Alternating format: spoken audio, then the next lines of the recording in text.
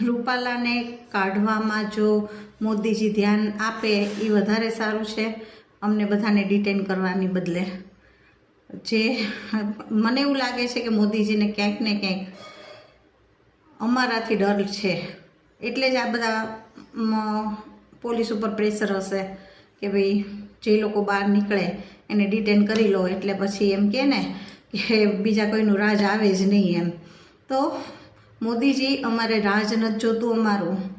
જો તમને કદાચ એવો ડર હોય તો તમે ખાલી રૂપાલાને કાઢો, એની જગ્યાએ કોઈને પણ રાખો, પાટીદાર હોય, કાં તો બ્રાહ્મણમાંથી કોઈ હોય, કાં તો દલિતમાંથી કોઈ હોય, કાં તો કોળીમાંથી કોઈ હોય, કોઈ પણ અમને ચાલશે. 36 કોમમાંથી કોઈ પણ અમને ચાલશે, પણ મહેરબાની કરીને રૂપાલાને કાઢો.